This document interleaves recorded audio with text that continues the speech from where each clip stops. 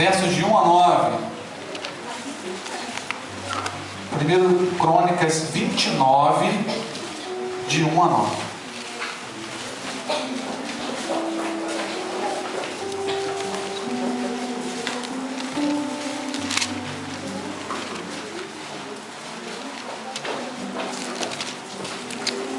Amém? Quem achou que deve se colocar de pé?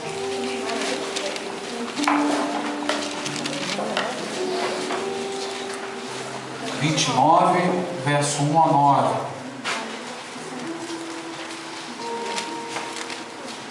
Eu vou estar lendo, os irmãos podem estar acompanhando. Todos acharam? Vê se tem alguém ao seu lado, perto de você, sem a palavra do Senhor, compartilhe a palavra do Senhor com ela. Diz assim a palavra do Senhor: Disse mais o rei Davi a toda a congregação: Salomão, meu filho, o único a quem Deus escolheu, é ainda moço e inexperiente. E esta obra é grande, porque o palácio não é para homens, mas para o Senhor Deus. Eu, pois, com todas as minhas forças, já preparei para a casa do meu Deus ouro para as obras de ouro, prata para as de prata, bronze para as de bronze, ferro para as de ferro e madeira para as de madeira, pedras de ônix, pedras de engaste, pedras de várias cores, de mosaicos e toda sorte de pedras preciosas, e mármore, tudo em abundância. E ainda porque amo a casa de meu Deus, o ouro e a prata particulares que tenho, dou para a casa do meu Deus, afora tudo quanto preparei para o santuário: 3.000 talentos de ouro, do ouro de Ofir, e 7.000 talentos de prata purificada para cobrir as paredes das casas, ouro para os objetos de ouro e prata para os de prata, e para toda obra de mão dos artífices. Quem, pois, diz o rei, quem, pois, está disposto hoje a trazer ofertas liberalmente ao Senhor? Então os chefes das famílias, os príncipes das tribos de Israel, os capitães de 1000, os de 100 e até os intendentes sobre as empresas do rei, voluntariamente contribuíram e deram para o serviço da casa de Deus 5.000 talentos de ouro, 10.000 dáricos, 10.000 talentos de prata, 18.000 talentos de bronze, 100.000 talentos de ferro. Os que possuíam pedras preciosas as trouxeram para o tesouro da casa do Senhor, a cargo de Jeiel, o gersonita. O povo, diz o versículo 9, o povo se alegrou com tudo o que fez voluntariamente, porque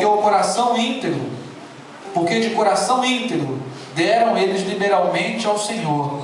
Também o rei Davi se alegrou com grande júbilo. Amém?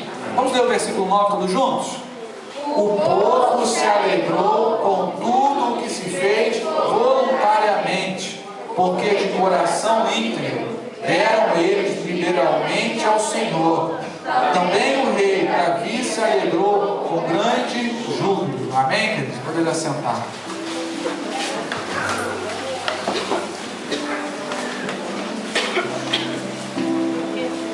Ofertas para a construção do templo. Esse é o tema desse texto que nós lemos. Queridos, nós ouvimos sobre a construção do templo, falamos aqui sobre ouro, sobre prata, sobre bronze, pedras preciosas, joias. Como nós falamos aqui, quando se trata da casa do Senhor, quando se trata do santuário, onde nós adoramos ao Senhor com nossos irmãos, nós temos que oferecer o nosso melhor.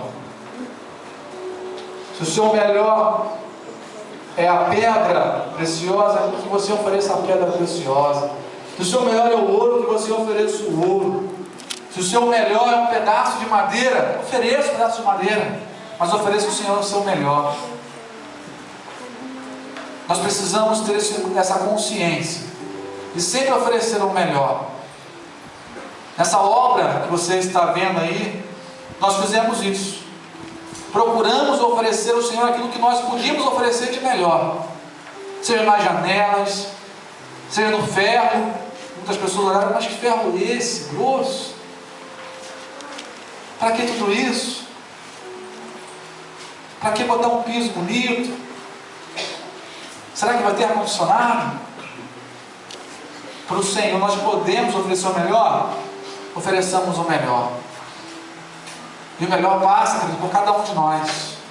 O melhor passa por você, passa por mim, passa pela criança, passa pelo adolescente, pelo jovem, pela irmã da MCA, pelos irmãos, por toda a igreja.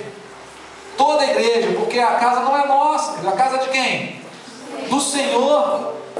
Davi falou aqui sobre isso, que não é, porque o palácio não é para homens, mas é para o Senhor Deus. Ele falou assim: essa obra é grande, é uma grande obra do Senhor. E quando a gente fala em obra, eu compartilhei com os irmãos aqui sobre obra, e como eu pude aprender em relação à obra. E a gente lendo na palavra de Deus, a gente tem a confirmação de como fazer a obra. Fazer uma obra é algo realmente trabalhoso, porque quando se trata de obra para o Senhor, como diz o Davi aqui, é uma obra grande. Toda obra para o Senhor é grande, querido. E toda obra para o Senhor, por ser grande, o inimigo tenta se levantar para que essa obra não aconteça, não se concretize. Eu disse para os irmãos aqui, compartilhei com alguns irmãos, que a obra de igreja tem a fama de quê? De não acabar. Isso aí é obra de igreja. Isso é obra de igreja. Ih, não, isso daí vai durar. Eu sei, irmãos, muito bem o que é isso. Eu sei muito bem o que é uma obra de igreja. Mas, querido, quando você está à frente de uma obra de igreja, você vê como o inimigo mexe com o lado espiritual dessa obra. Como o inimigo tenta atrapalhar essa obra. Nós vemos que segundo Neemias tentou reconstruir os muros, levantaram de Tobias, Sambalate, Gesem. Quantas pessoas falaram assim: isso daí não vai, vocês não vão conseguir fazer isso. Para que você está fazendo isso daí? Não, tentava influenciar pessoas para murmurar, para não ofertar, para não contribuir, para não ficar de vigia, para não pegar uma pá ou uma enxada, para não pegar uma arma, uma pá de um lado, a arma do outro. Muitas pessoas o inimigo coloca para se levantar, para que a obra não termine. Os irmãos sabem que aqui nós tivemos um problema com o pedreiro, que fez uma coluna, a coluna principal da igreja ali, torta, um problema. O engenheiro falou: pastor, tem que derrubar. Eu falei: não, vamos derrubar. O pedreiro ficou com raiva e foi embora. Eu falei: tá bom, vai na paz, Deus te abençoe. Muitas coisas se levantam, irmãos. Muitas coisas se levantam. Eu compartilhei com os irmãos aqui que nessa época que a igreja mais precisa, as entradas da igreja diminuíram. Eu compartilhei com os irmãos aqui.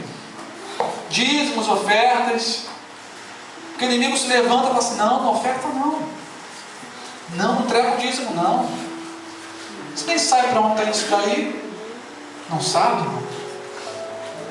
Não entrega a oferta não. Lembra que você tem que comprar aquele negócio? Não entrega o dízimo agora não. Deixa, se sobrar você entrega. Vai sobrar alguma coisa, irmãos? O inimigo, ele é astuto. Ele faz de tudo para o crente errar. Mas quem erra somos nós, filhos. Nós é quem decidimos errar ou acertar. E nós precisamos ter essa consciência que isso daqui que você está vendo é uma batalha espiritual também. É uma batalha espiritual. Davi sabia muito bem disso. E Davi, quando começou essa obra do templo, na verdade isso não começou lá no capítulo 29. Lá no capítulo 21 de 1 Crônicas, diz que Davi, ele cometeu um grande erro. Ele mandou contar o povo, mandou fazer o recenseamento do povo, porque ele queria saber quantos ele tinha para a guerra, quantos homens de guerra, quantos varões de guerra ele tinha para lutar. Ele queria saber o tamanho do seu exército. E o Senhor falou: não, eu vou fazer o povo multiplicar. Eu estou com o povo. Deus quis passar para Davi que a força do povo não estava na quantidade, mas estava na presença de Deus no meio do povo. Mesmo Joabe orientando Davi, Davi não quis seguir aquele conselho. E Davi pagou o preço com isso. Mas o nosso Deus é um Deus que transforma a maldição em bênção, desde que haja um coração arrependido, um coração disposto a voltar para o caminho certo. E Davi, mesmo com esse erro, ele reconheceu esse erro no versículo 8, quando diz: eu cometi um pecado terrível quando mandei contar ao povo, por favor, perdoa-me, o que fiz foi loucura. Ali houve um arrependimento, um reconhecimento e um arrependimento. E nesse texto diz que a consequência veio. Deus deu 3 formas de castigo para ele escolheu uma. No versículo 13 ele escolheu: eu estou desesperado, porém não quero ser castigado por homens. Quero que o próprio Senhor me castigue, porque Ele é misericordioso. Davi tinha uma intimidade tão grande com o Senhor, que ele sabia que Deus tinha misericórdia. No versículo 15 nós vemos a misericórdia do Senhor. Quando Deus mandou o anjo falar assim: ó, para, já chega. Para, já chega. Deus ali demonstrou sua misericórdia para com o povo de Israel. E Deus usou um anjo para falar com Davi, para construir um altar para o Senhor, no terreiro de malhar cereais que pertencia a Araúna.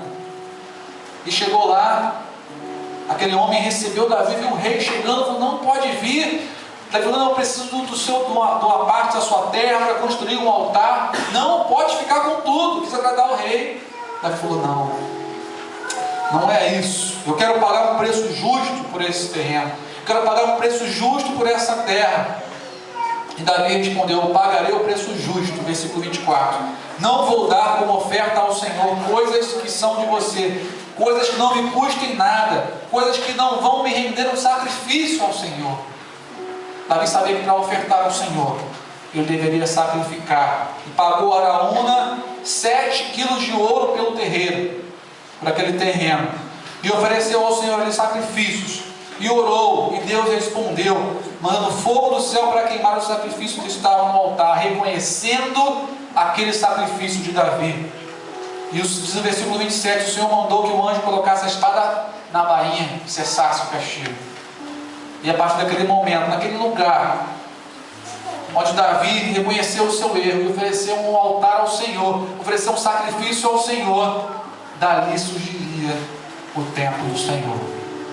Diz o versículo 1 do capítulo 22.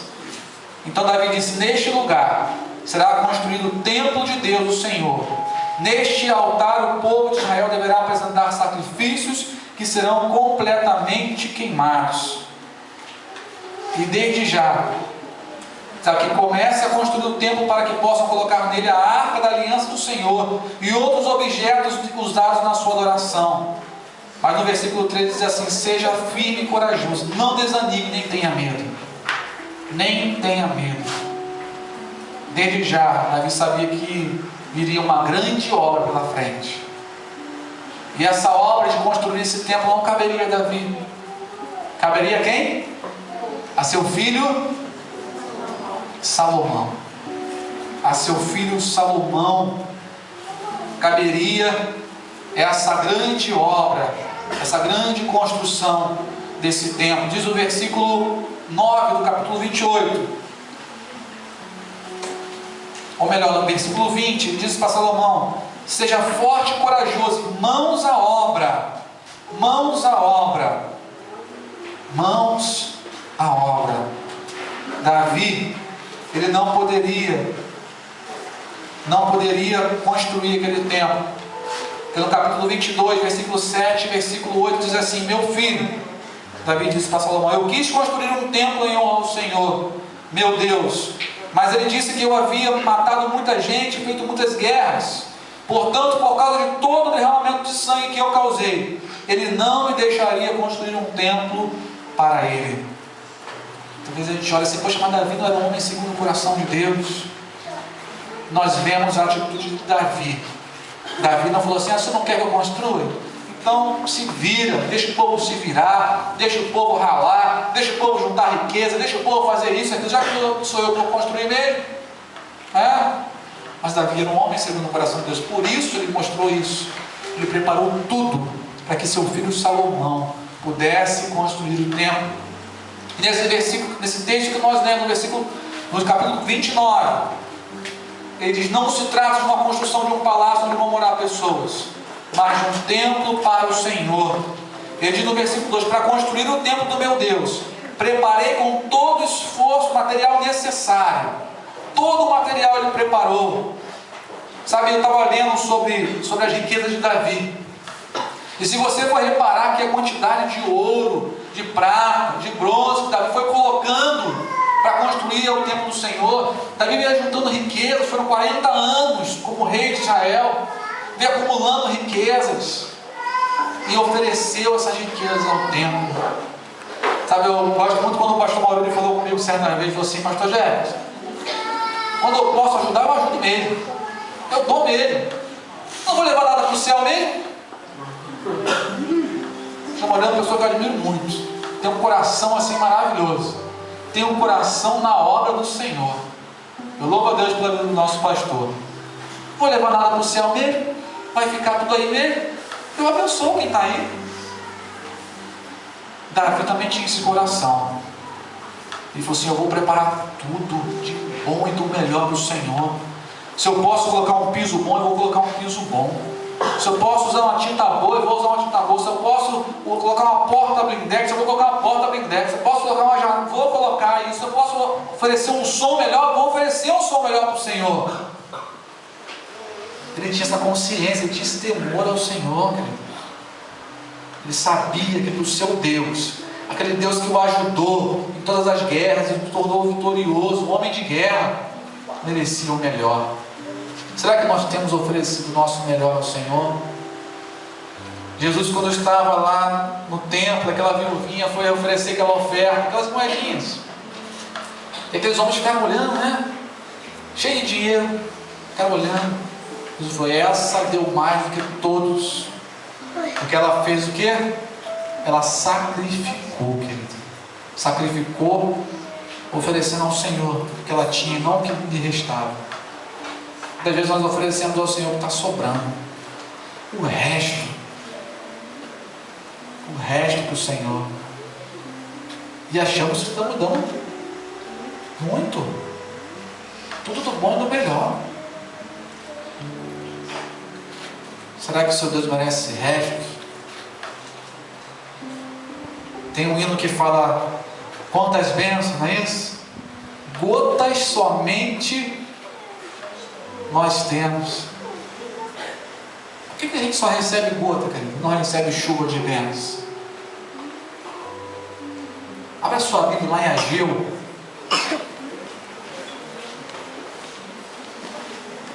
Ageu.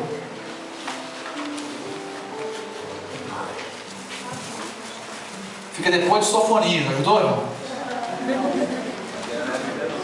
Não tem na sua Bíblia, não? Antes de Zacarias. É o penúltimo, é o antepenúltimo livro. Ageu.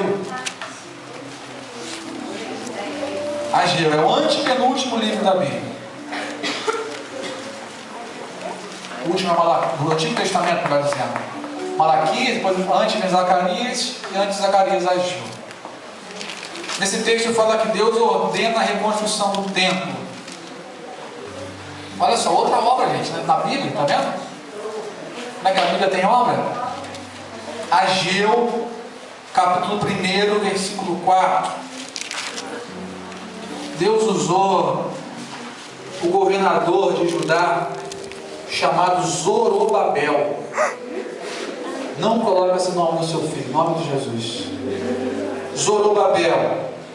Deus usou esse homem para que ele construísse um templo, para que eu fizesse a reconstrução. Deus falou assim no versículo 4 do capítulo 1: povo de Judá, será que fica bem vocês viverem em casas luxuosas enquanto o meu templo continua destruído? Pense bem no que tem acontecido com vocês. Vocês semearam muitas sementes, mas colheram pouco. Tem comida, mas não é suficiente para matar a fome. Tem vinho, mas não dá para ficarem bêbados. Tem roupas, porém elas não chegam para os proteger do frio. O salário que o trabalhador recebe não dá para viver. Por isso o Senhor Todo-Poderoso diz: pensem bem no que tem acontecido com vocês. Agora vão até as montanhas, tragam madeira, construam de novo o templo, e eu ficarei muito contente com esse templo, e ali serei adorado e honrado. E o versículo 9 diz assim, falando na linguagem de hoje, diz assim: vocês esperavam colheitas grandes, porém elas foram poucas, pequenas. Esperavam chuva de bênção, mas vieram só gotas. Só gotas. E o versículo diz: foi porque vocês só vivem cuidando das suas próprias casas, mas não se importam com a minha casa que está destruída. Olha que lição o Senhor nos dá nessa manhã. Cuidar da casa do Senhor é tarefa nossa, querido.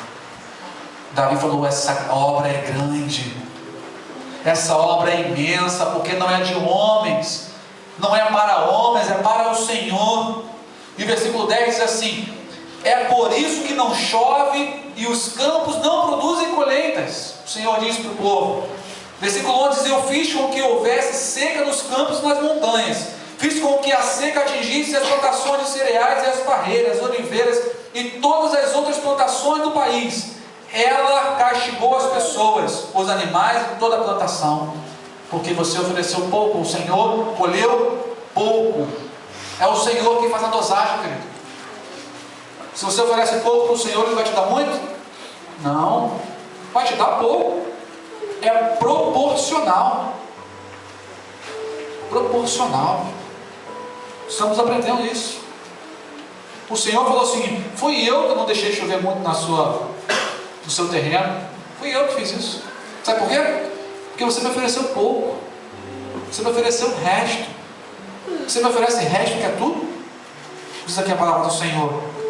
E o versículo 12: então Zorobabel, governador de Judá, grande sacerdote, e Josué, o grande sacerdote, todos que haviam voltado do cativeiro da Babilônia, temeram a Deus e obedeceram à mensagem que o Senhor Deus deu a eles, que tinha dado por meio do profeta Ageu. E o Senhor Deus, versículo 14, deu coragem e ânimo a Zorobabel, o governador, para que construísse aquele templo. Coragem e ânimo. Coragem e ânimo, querido. O Senhor fala aqui no versículo 4, também no capítulo 2, coragem e ânimo. Tenham coragem.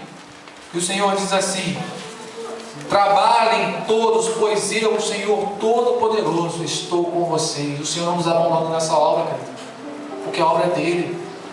Ele fala o seguinte, olha, no versículo 8 do capítulo 2 de Ageu: toda a prata e todo o ouro do mundo são meus. São meus. Certa vez um pastor falou o seguinte para uma igreja: falou, irmão, nós temos uma grande obra pela frente. Nós vamos construir uma grande obra que vai ser bênção para os irmãos, os nossos futuros irmãos que virão, que aceitarão ao Senhor Jesus, que serão os seus irmãos aqui, nossos companheiros. Uma grande obra, irmãos, e vamos ter que gastar bastante, mas Deus já nos deu o dinheiro, irmãos. Amém, pessoal? Amém. Sabe onde é que está o dinheiro, irmãos? No bolso dos irmãos. Não é verdade? Não é Deus que nos dá tudo, irmãos? Ele é dono do ouro da prata. Tudo que você tem, quem foi que deu, irmãos? Foi Ele. Por isso Ele falou assim: já deu. Já deu. E o Senhor diz aqui no capítulo 2 de Ageu, versículo 15: Deus promete abençoar o povo. O Senhor Deus diz: pensem bem em tudo o que aconteceu desde aquele dia, antes de vocês terem começado a construção do templo.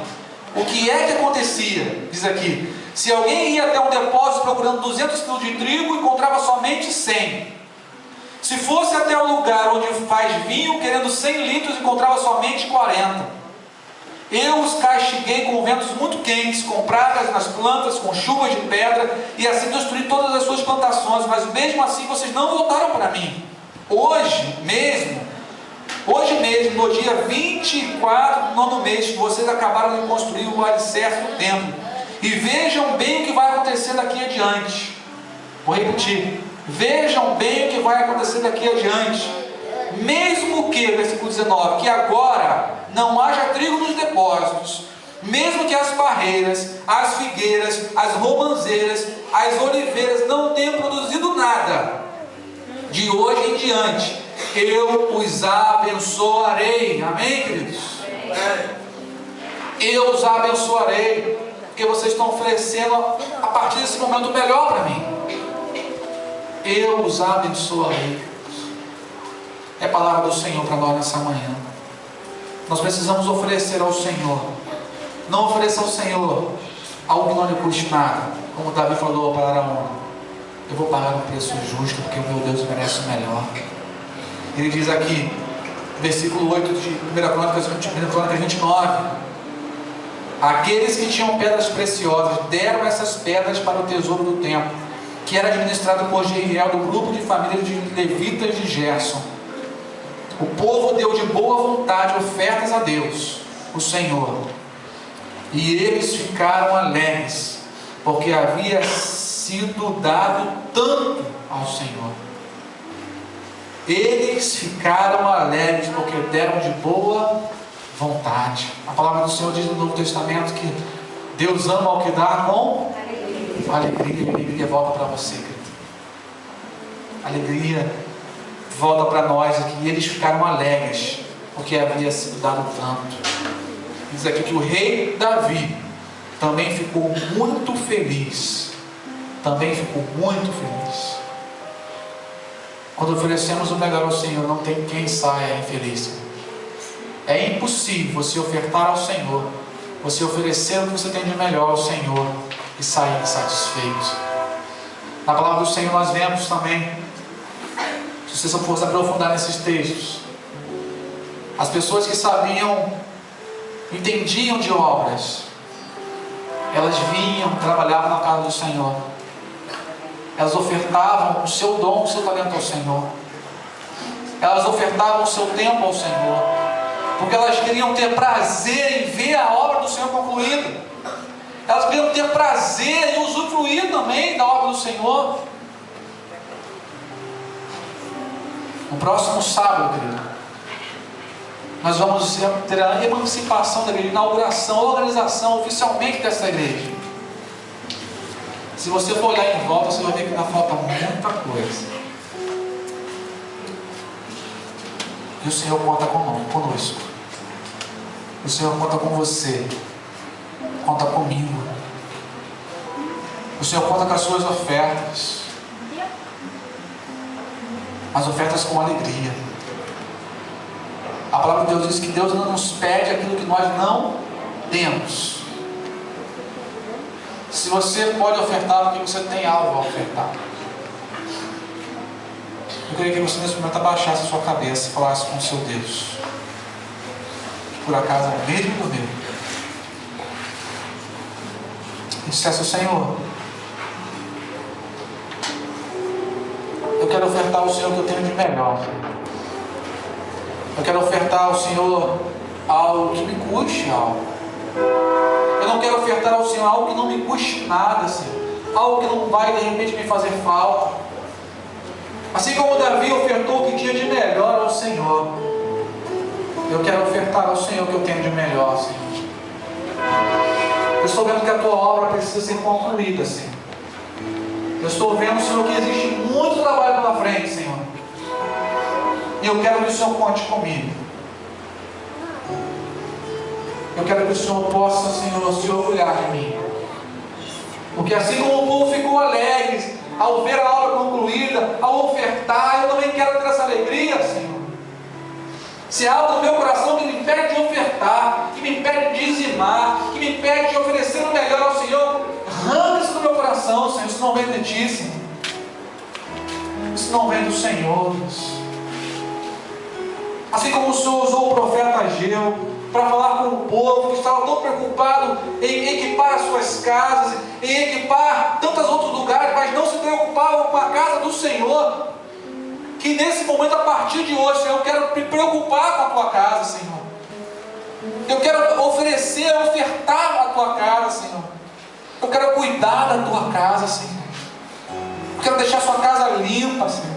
Eu quero deixar a sua casa, Senhor, brilhante.